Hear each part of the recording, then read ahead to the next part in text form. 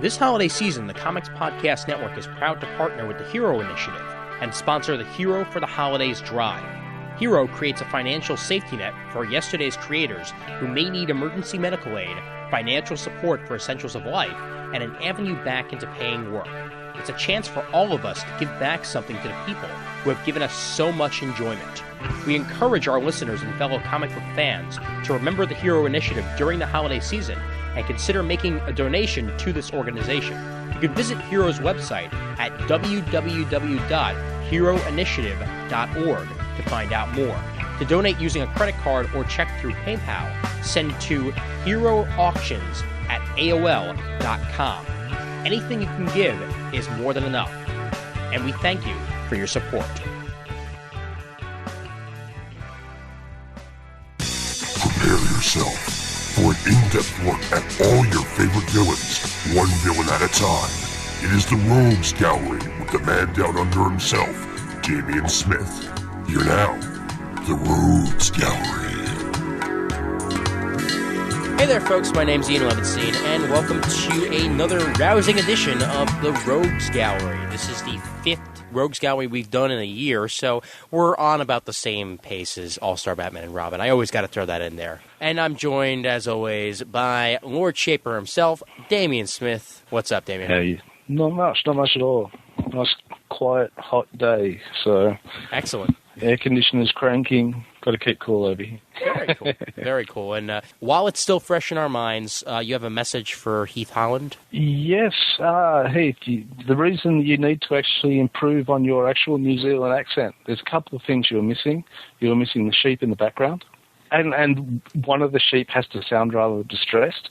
You're missing the actual echo from being at the edge of the cliff. And I don't think I need to actually say where this joke is going now. Yeah, I think you're pretty much there. But I do hear they push back better. And you have to have a guitar and name yourself Flight of the Conchords. And you have to say bro every other word. Gotcha, bro. Yeah. I've learned so much about New Zealand's already. Thank you very much. So, and do you know what you can do? You can actually substitute New Zealand for Scotland and say the same thing, and that's right. So remember that, Heath. You've learned a valuable lesson, which hopefully will stick with you for the rest of your life. All right, let's get into the real stuff here now that we've gone through the silly. And we're back to DC here, and we're obviously going to do probably one of the most important villains in the DC universe right now, mostly because of the core war that's going on with him, and that's obviously Sinestro. So take it away, Damian. Okay, well, Sinestro is from DC, as we know. His first appearance was in Green Lantern Volume 2, Number 7 from August 1961. He was created by John Broome and Gil Kane. Basically, yeah, he's got a Cordian power ring rather than the Green Lantern power ring. Now, this is one I've actually, I started to pick up with Sinestro Call Special. My God.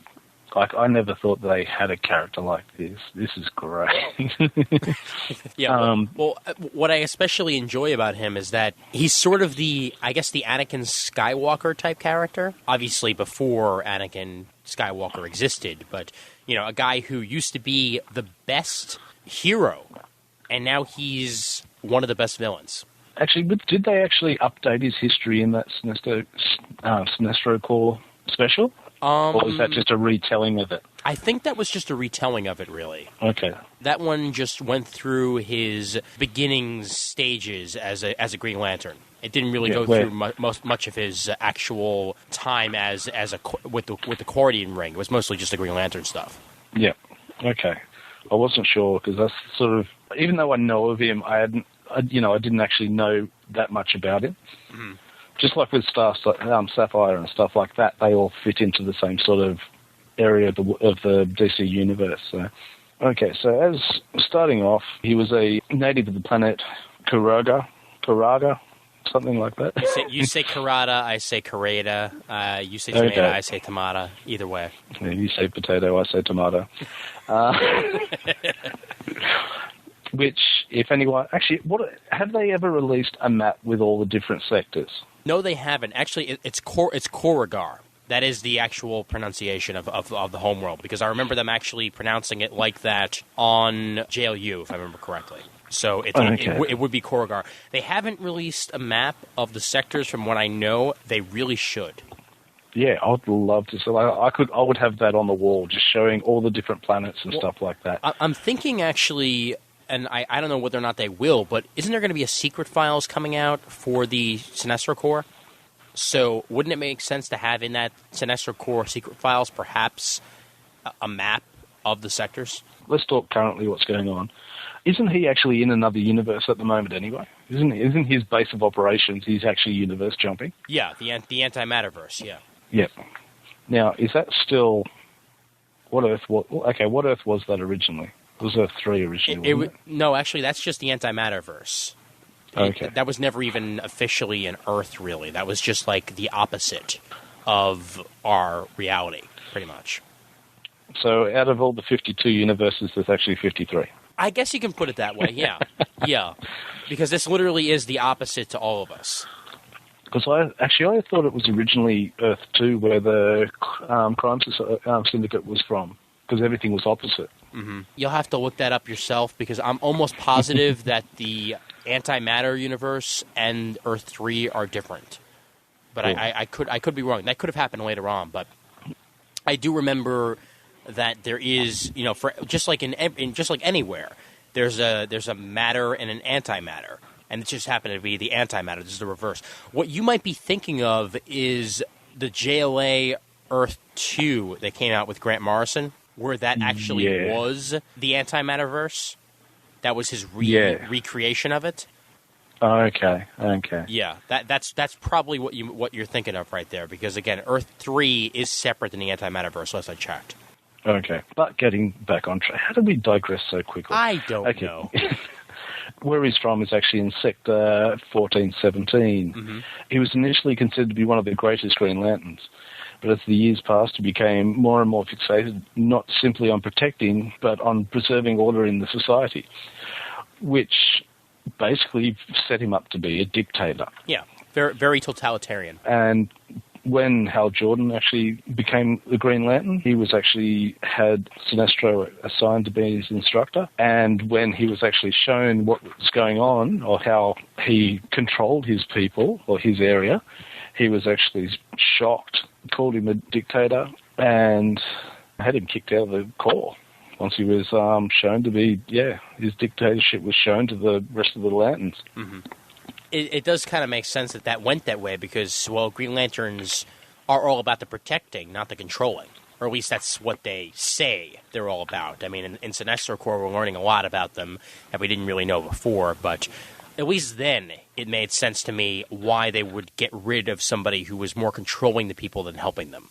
I remember, I think it was on Word Balloon, wasn't it? You had one of the current artists for the Sinestro Corps actually talking about how he actually has designed, when he decided how he was going to do Sinestro, that he was actually going to do him fairly similar to what Hitler looked like.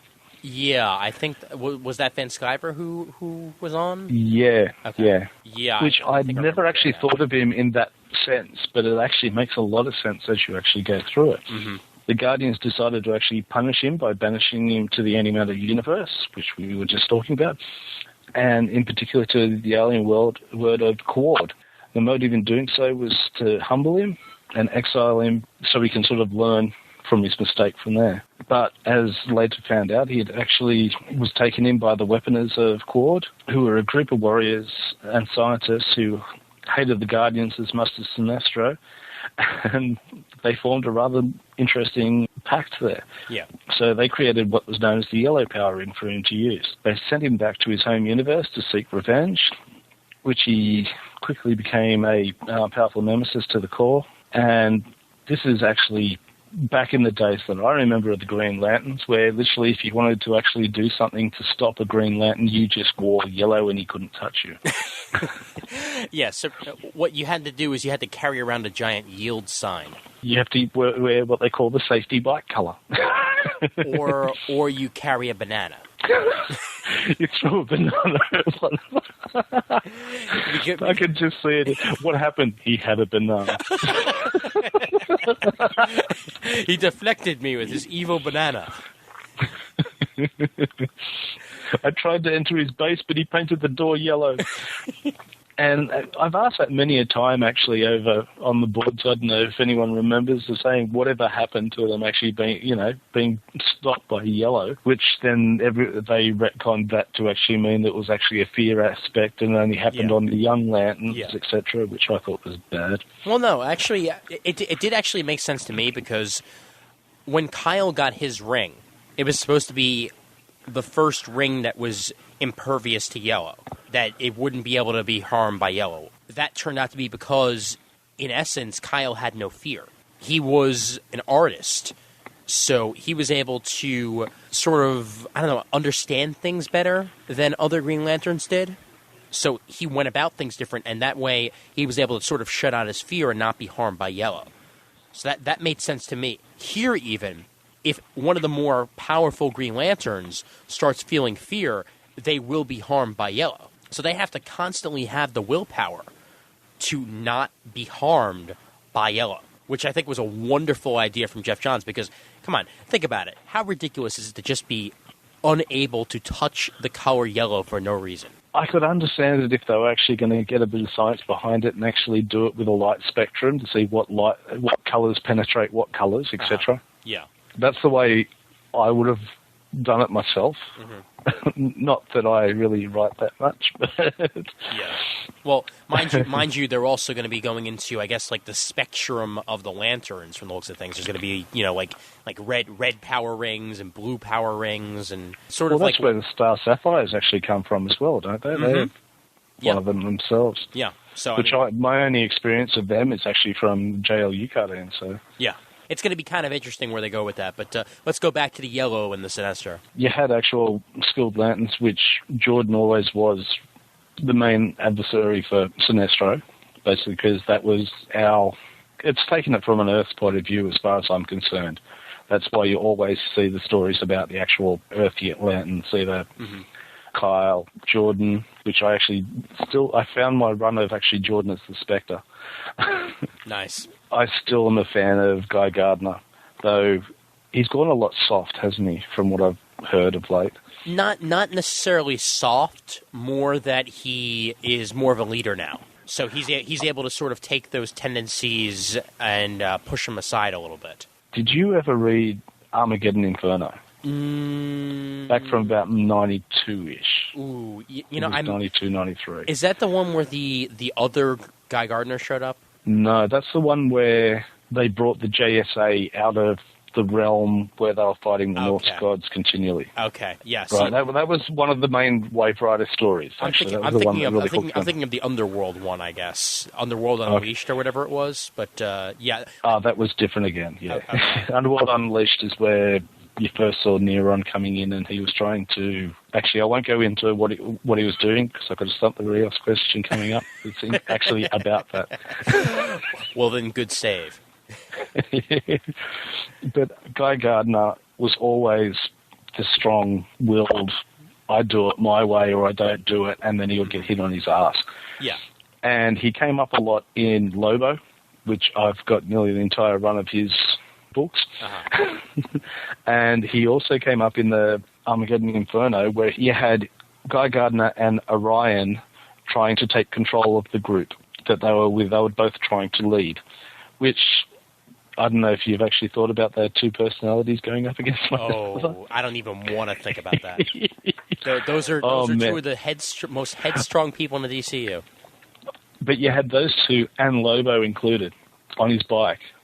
Yeah, I think I'm done already. I'm done. I don't even want to think about it. It hurts my head. Oh, it was great. You'll have to read them. I might one of these days, but yeah. Well, just to summarize Guy Gardner, I think he's mellowed over the years, but that's supposed to happen with him because he was headstrong, and now he's learned to not be headstrong but still be as powerful. You know, it comes with maturity. Yeah, but it got to the point it was almost stupid with him. You know, his brain capacity wasn't there. Yeah, that's what I loved about it. and see, that's what I hated about it because I'd rather see somebody who can be a leader but still a bit of a pompous ass.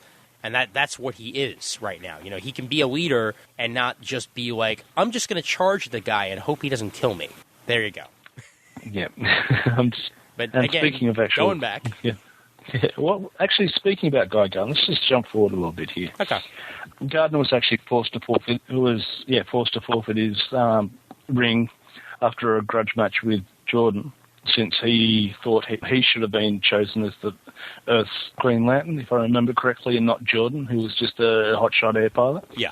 Yeah, he set on the quest to regain his power and identity.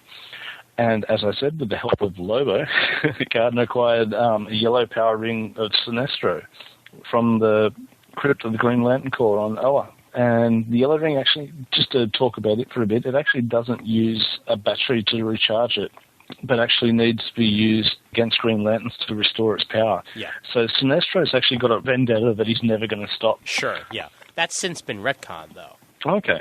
So what's that now? Now, well, from what I saw, it's possible his ring might be different, but in Sinestro Corps, there's a giant yellow power battery on Quart. Ah, that's right, yes. Yeah, so I'm assuming since then the physics of it has changed. It's possible it might have just changed because of the fact that he made the core, so now there's a reason for them to have power batteries, I guess?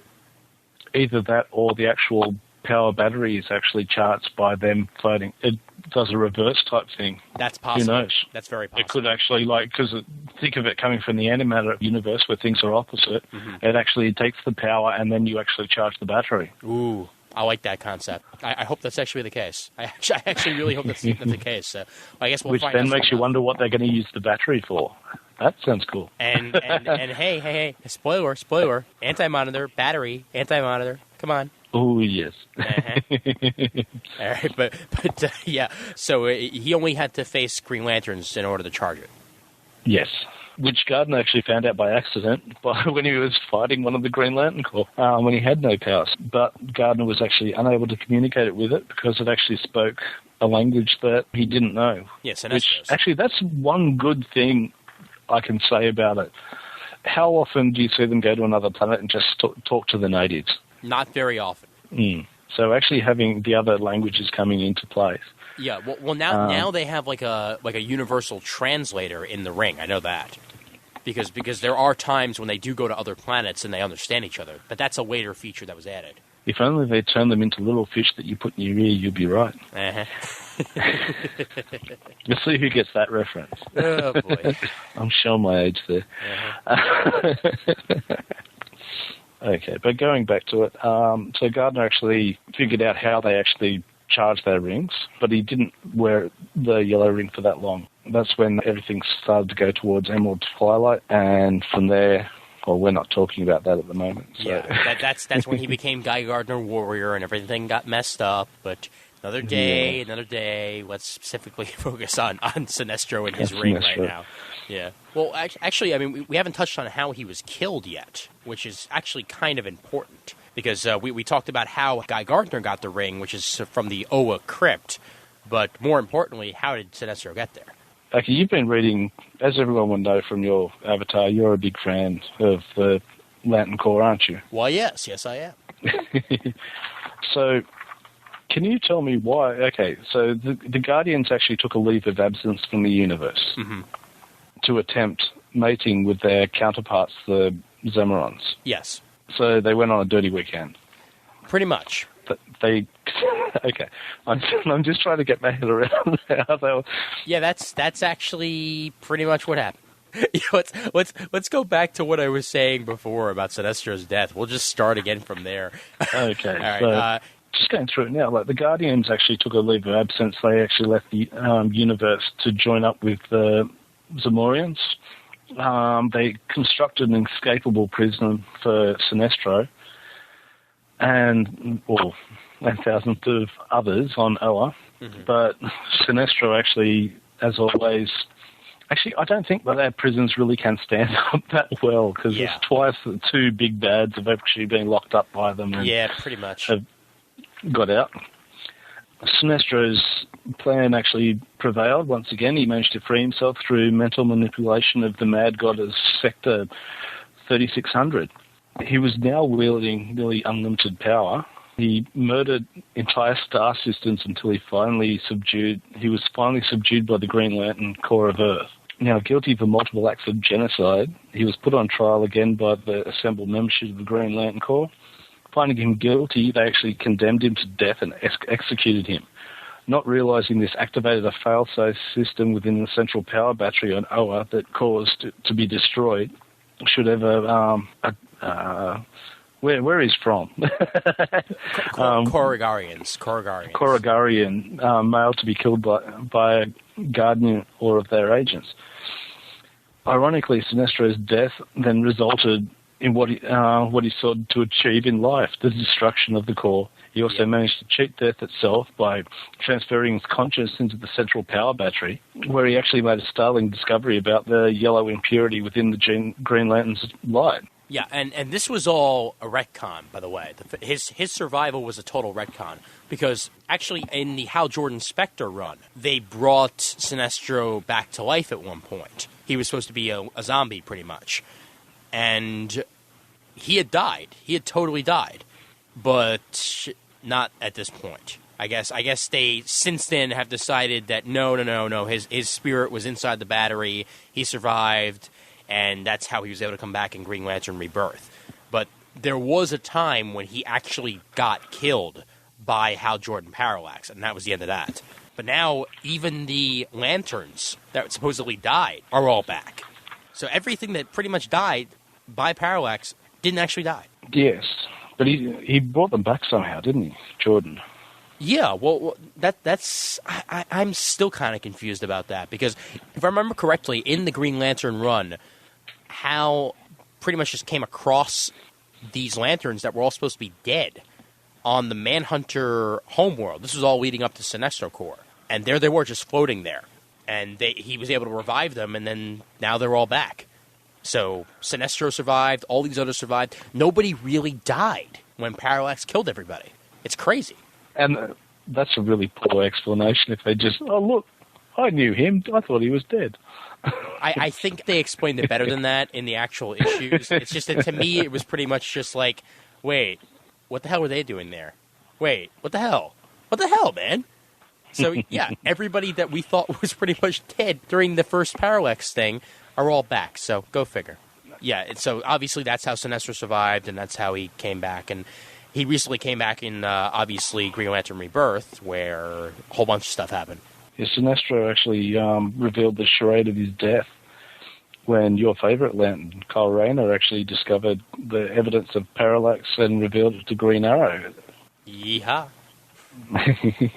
Nearly killing two heroes, Sinestro was stopped by the nearly resurrected Hal Jordan, who reclaimed his ring, was purged of the Parallax influence, which I still like to the fact that, even Batman wasn't actually trusting him for so long afterwards. Yeah. Batman hates villains, and for a while there, well, he was a villain, whether he liked it or not. Actually, even if you look at one of the latest issues of, I think it was Detective, where you had Zatanna coming into it, and he turned around and said, I don't trust you. Yeah, he holds grudges, what can I say? He's like me. No. Yeah, the two of them actually fought to a draw, where Sinestro escaped to the antimatter universe again, and his ring was damaged by Hal in the fight. He sort of disappeared from there. He appeared later in the Villains United miniseries, where he captured Lady Quark for the Secret Society of Supervillains, which they really need to do more of. Yes, they do. We need books like that. Well, the Injustice League is back. Yep. And they actually are called Injustice League Unlimited. And you've got, who was it? They've got the new miniseries coming out, the Gotham Underground. Mm-hmm.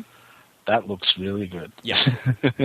and that combined with the whole prison world thing they're doing, I can't remember the name of the actual prison, but all this seems like there's going to be a lot of villain-based stuff coming.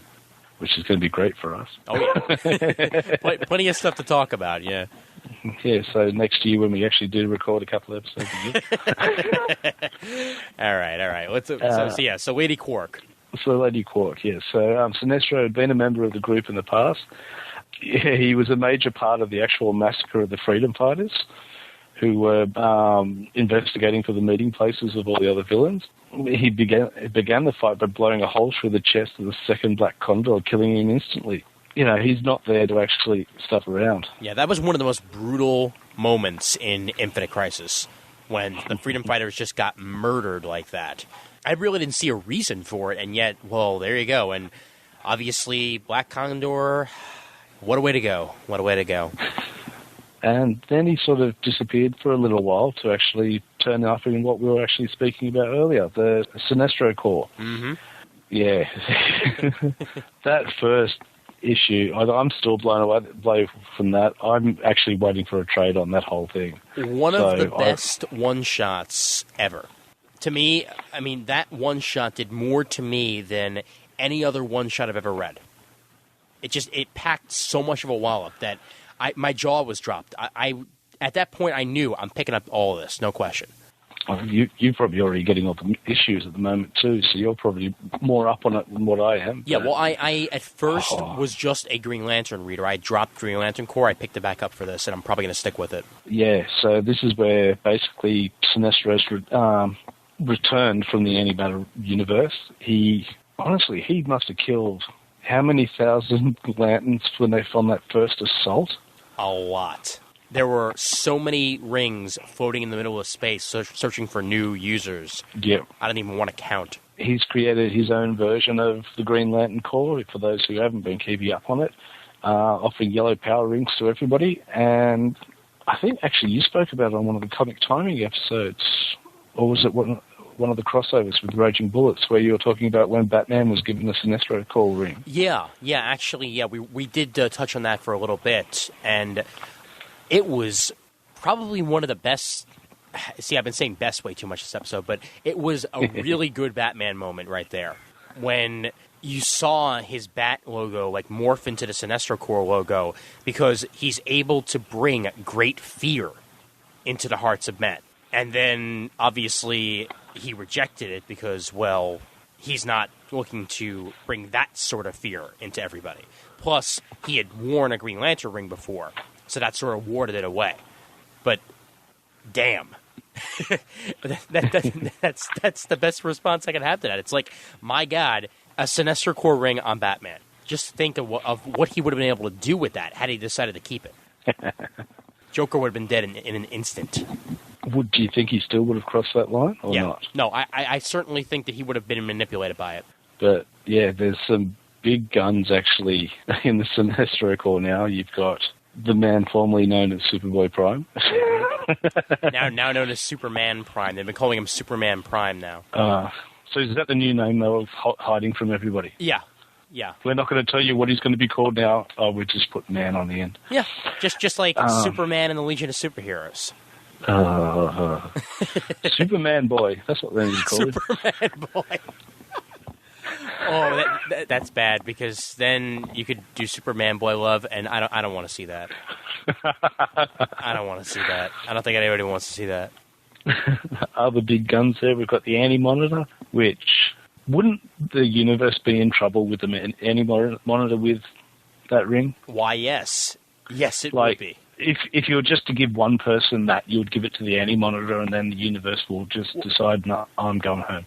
Well, just to give a little bit of a spoiler away, this doesn't really give much away, the Anti-Monitor is pretty much his guardian. Oh. That's the way that they've been playing. So he's a bodyguard. Yeah.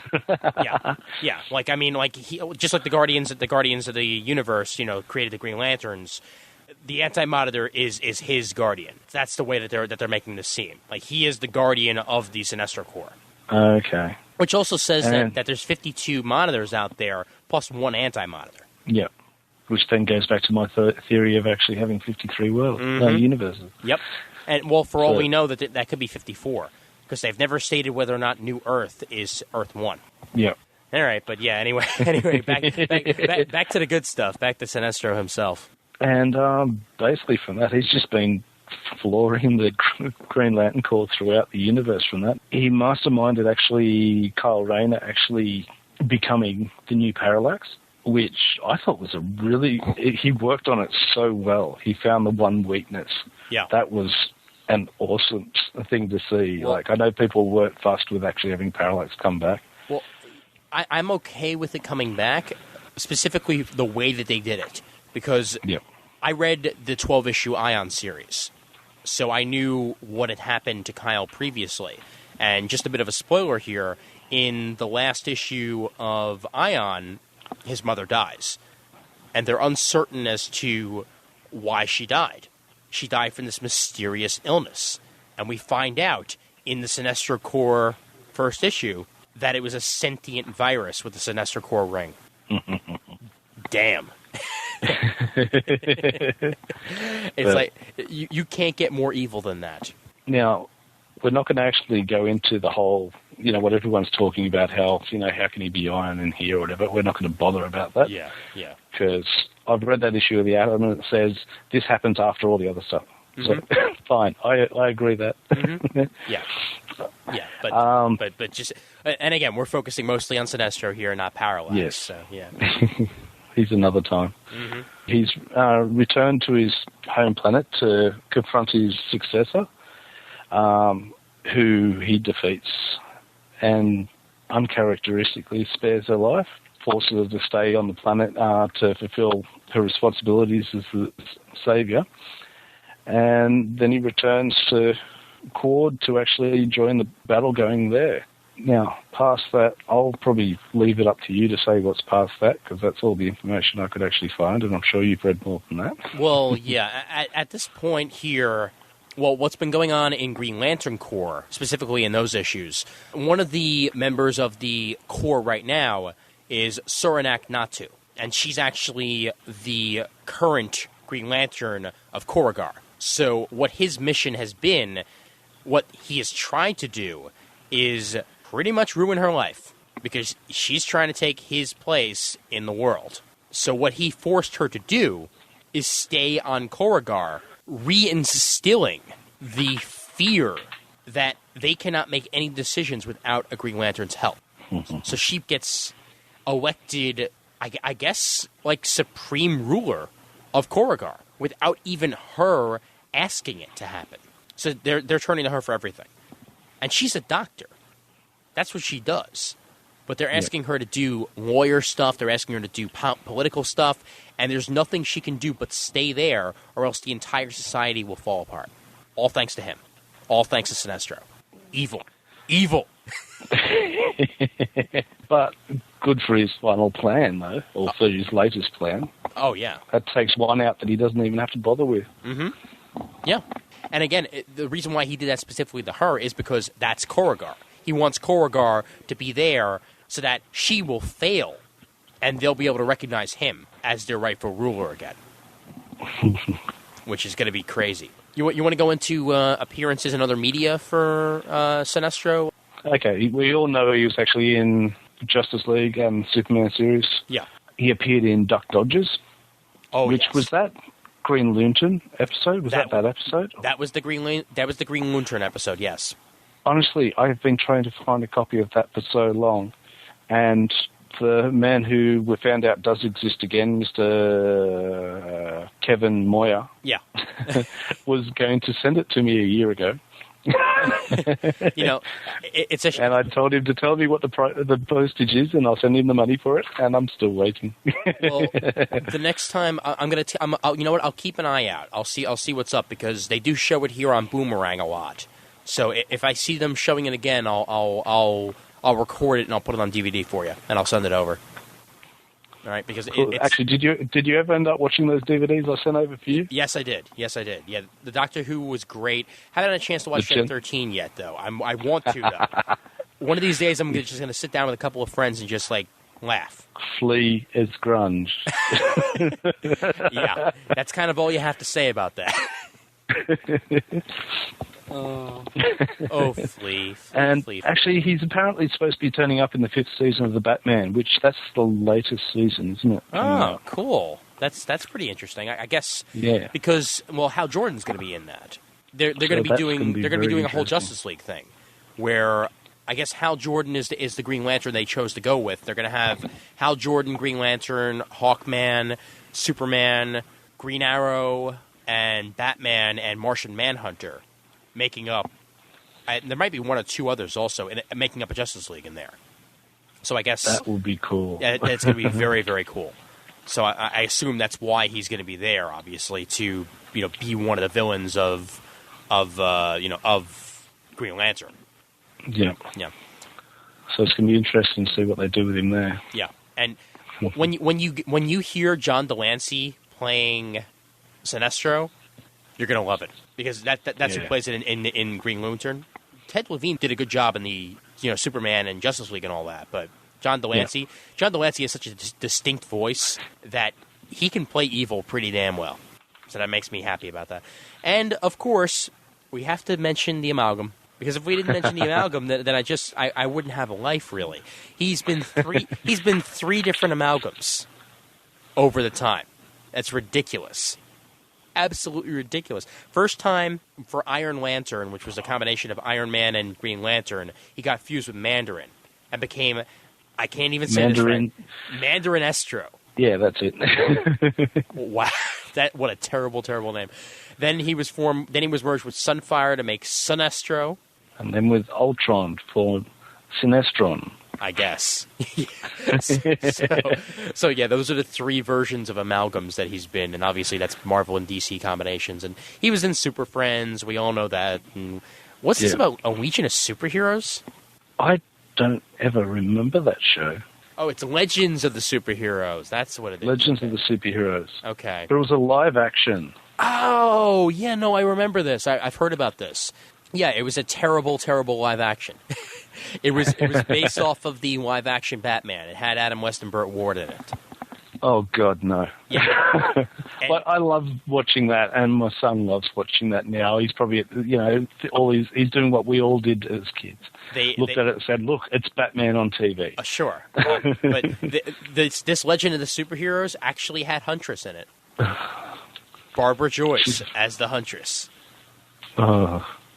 I don't know. I've got to... There were a whole bunch of characters in this that, It must have been one of those character shows that never came out here. Just like we still haven't had Birds of Prey come out here, and I heard how bad it was, and I want to actually see it because of how bad. It wasn't that bad. No, the biggest mistake they made was trying to work in the movie universe. That was the biggest mistake they made. Other than that, it wasn't that terrible. Mostly because of Oracle. Because the portrayal of Oracle was perfect. It was dead on. So if anyone wants to send me one, send me a copy of it. Feel free. Yes, for the Send Stuff to Australia fund, please help Damien out and let him find other things. All right. Any other? Hey, you ask anyone. I've always paid for everything that's been sent to me. Yes, definitely. Any other Sinestro thoughts you got? Anything that you want to see the character do in the future, perhaps? I'm hoping they're not going to actually kill him off, or just basically, neuter him some way. I doubt it. I highly doubt it. Yeah, he's got to be the big bad, and I don't want to see the sort of, he escapes to get away to come back, to actually escape to get away to come back, etc. again. Yeah. Well, I see him being a leader like Hal Jordan is a leader. Like, he is going to be the leader of the Sinestro Corps for a long time to come. They're named after him. How could they not be? Hopefully they're going to keep going with the Sinestro Corps. That will be good, just to keep them, instead of just using them as a bit part to do an event, and that's it. Hopefully they'll be keeping them to go. So. Oh, and I entirely forgot to ask, what do you think of the redesign of his outfit? I actually like it. I really like the look of that, like the new, the Sinestro lantern. Yeah. I really love the look of that. And the fact is, this is going back to that actual interview with Ethan Van Sciver again, where he was saying that he just mutated the Green Lantern Corps logo for it. Mm-hmm. And I really like the look of it. It suits the character so well. Oh, yeah. And he actually looks very menacing in black and gold. And not many people can pull that off. Yeah. And I mean, they changed the look of the costume itself also. Like, he has a bigger collar now. It actually goes directly up, like it's almost like a turtleneck. But that's going along the lines of the actual, like an SS Army uniform too. Mm-hmm. Yeah. So they have that. So that's what that's representing there, I'm sure. Yeah, and actually looking at the picture they have on Wikipedia, that the art drawn by Ethan Van Sciver, this is totally Hitler Sinestro. Yeah. I mean, you can tell. I mean, put a picture of Hitler next to him, tilted ever so slightly to the same like head angle, and you got Hitler right there. It's like signed, sealed, delivered. Look, I actually have to, like, going back on, a lot of this stuff that I'm pulling from is from the Sinestro Corps War the Sinestro Corps special, and the fact that he had it in for Kyle Rayner from the start, just for the fact that how he Kyle was it shot with the arrow marks or whatever in Sinestro's back, just to actually get revenge for Green Arrow. Yeah, and he, if I remember correctly, there's a Green Lantern symbol carved into his back now. Yeah, that was great. It's freaking evil, man. Oh, of course. Hence why we're doing this. Yeah. It's great. I know. You're all about the evil, I know that, but yeah. It's like do not cross this man. You do not want to know where he will go. Yeah, and he's been a part of a lot of different things. He's been a part of the Society and Justice League, Weapons of Quard, Green Lantern Corps, Sinestro Corps, the Society. Oh my God, everywhere, man. So again, he's been all over the place, and I hope he will continue to be strong in the future.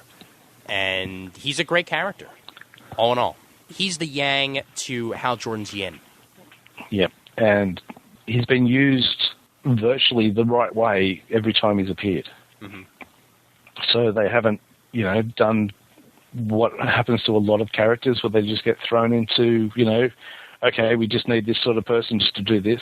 They've established him enough to actually give him a part of the universe to make some damage. Yeah. All right, yeah, so, I mean, we've said it all about Sinestro at this point, so, yeah, I mean, check him out. Go ahead and read Green Lantern Corps if you haven't been reading it, and Green Lantern for the actual Sinestro Corps, because it's been a hell of a good ride, and all the old appearances from Sinestro, if you want to pick up the old Green Lantern showcase and stuff, see the old-fashioned Sinestro, he's been a wonderful villain ever since the start, pretty much, so you should love it. And I think, have they just announced, or as of recording, they've just announced that one of the hardcovers for the Sinestro Corps War? I believe so. Yeah, I believe so. Yeah, look for that coming out. Definitely. It's going to be good times for all. All right. And before this episode is entirely wrapped up, we actually have a promo here for our brand new podcast premiering officially in January. But they do have an episode 0 out right now. And that is an all-ages podcast, which is something you don't see every day, called Comics Playgrounds. Go ahead and give that a listen. And a warning that when I play the bloopers in the back, they're not even close to all ages, so if you do have the kiddies in the room and you don't want them to hear a lewd and crude joke that Damien made, I suggest you skip the ending bloopers this time around. Oh, and also one more bit of information. I was actually on episode 30 of the Pop Cult Online, which is Rick Gordon's podcast, Maximum Glory on the comic forums, and we actually discuss anime and manga. I guess one of my favorite subjects to discuss on other people's shows, but I was on there with Bob Braytall and John Mayo and John Suntrist, and we had a whole bunch of fun on the episode, so if you want to check me out and everybody else on episode 30 of the Pop Cult Online, go ahead and go to Rick's website, which, of course, you can find all the episodes of the Pop Cult Online at thepopcult.libsyn.com. But anyway, here is Comics Playground. Hi, I'm Eric Martin. And I'm Ryan King. And we're here to tell you about our new podcast, The Comics Playground. That's right. We're ready to get this started. What was that? Well, we are a podcast that covers all ages comics for people of all ages, so you can't say that. I can't? Nope. What about? Nope. No. Head? Monkey? No. Pickle? And a... We can't say any of those things, man. We're all ages friendly. What can't we say then? Well, we can say that we'll be releasing bi-weekly episodes starting in January, filled with reviews of all ages comics, both new and old. And all companies too, right? Exactly. This is a way for all of us to explore these comics together, no matter how old you are. People could even get their kids to listen and interact too. Sounds like fun. Anything else? Well, in the meantime, they can check out our recent episode 0 to learn even more about us. Or search for CPG on ComicSpace. Right. We hope to see you all at the Comics Playground. Otherwise, you're just a bunch of... Sorry, had to get it out of my system. Yeah, so at this point, I guess we'll wrap this episode up. We'll start things off, obviously, with where they can contact you, Damien. You can either find us on thecomicforums.com. I'm nearly everywhere there, but you can actually get the cryptographic forum. That's for the other show that I do, which you can find at lordshaper.com/cryptographic. You can also email me at lordshaper@lordshaper.com, so that shouldn't be hard to remember. I certainly think not. And obviously, the email address for Comic Timing is comictiming@gmail.com. And go ahead and check out the comic forums at thecomicforum.com/forum. Graciously hosted by the Comic Geek Speak guys over at comicgeekspeak.com. Cryptographic and Comic Timing are on there. We are proud members of the Comics Podcast Network over at comicspodcasts.com. And we're also proud members of the League of Comic Book Podcasters over at comicbooknoise.com/league. Make sure to check out Cryptographic over at lordshaper.com/cryptographic. And what's the other one again? You have a NIN site, right? We've got the NIN site, which is cryptographic.ning.com for all the actual, we put up a lot of, it's got our feed information up there, it's got actually videos for new movie trailers, sort of the horror and sci-fi genre stuff that we come across. There's been interviews that we've came across there, so we've been putting bits and pieces up there. You can log into it. We're trying to make a little community there as well. We got the idea from Warren Ellis, of course, with his engine stuff. So why not? It seems to work for him. Why not work for us? Yeah, and I mean, he just shut the engine down, so now you're there by yourself with NIN. So he's still got the Ning site going though. I think he does. Yeah, I think he does. But the engine, I believe, is being shut down. Last I checked. But if you actually check, if you go to my MySpace page, which is myspace.com/Radio Furnace, you can actually see we've got a player up there with all our episodes that you can just click under play, and that actually comes from the Ning site. So excellent. And make sure to vote for us on Podcast Stanley. The links for the show notes are on the main page. And make sure to send us your iTunes reviews on iTunes. Graciously appreciate it. And dig us on dig.com if you have time. So for Damien, I'm Ian Legacy, reminding everybody out there that there's always time for comics. And the villains are awesome.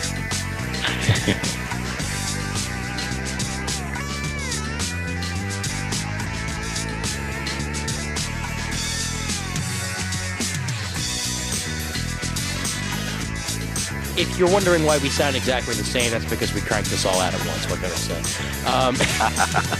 It's like, hey, your voice usually sounds different from recording to recording. Why does it sound exactly the same this time? That's because, well, it's all being done the same day to ensure that we get this out to you guys. You still there? Yeah, I'm here. Okay. I just heard something, and I've just realised it was me talking. Oh, okay. There's a slight delay, and I hear myself. It's very faintly, so. Okay. I've learnt you pause to cough. I like how you knew it was coming, though. That was the funny thing. Yeah.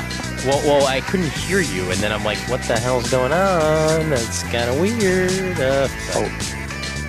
So I could have been talking, and before that you didn't hear me. So yeah, okay. Yeah. All right, so yeah, we'll just start with the return. Yeah. You said earlier that we're actually recording a few, so you can. I thought we were actually just recording them all, so we've got next year's slot all done. Oh, right, sure, right, yeah. Well, welcome to the second anniversary of Rogue Gallery.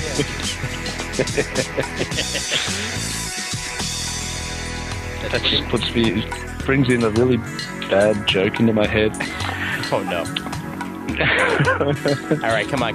You've said I'm not going to go down there. I'll tell you what later. You've said that it was a bad joke, so it has to be said. I'm sorry. Oh, it has to be said. Yeah. Okay. This is comic timing. We have to say every single bad joke because I need something to put in the back.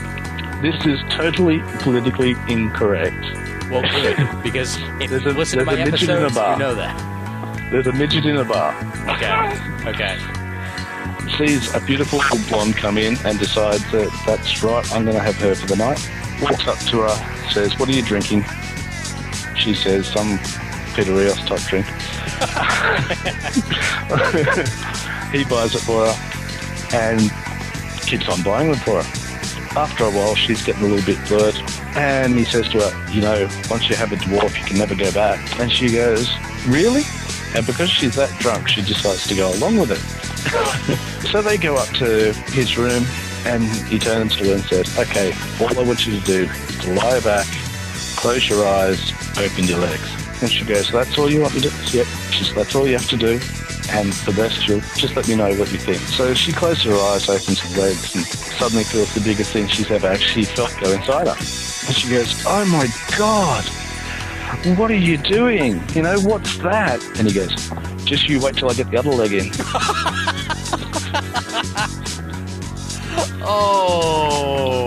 Oh, that's beautiful. That is beautiful. Oh, God. He's going swimming. You can see him walking around the room. I'm just putting on my slippers here. Yeah, so how about the Sinestro core? Yeah, definitely. Yeah, they sure are like Sinestro, Corey. Yeah. All right. You might have to cut that and put it on the end of Atomic Timing. You're damn right I am, man. No way in hell I'm weaving that into the actual episode, man. That has nothing to do with anything. Totally for the end. All right, so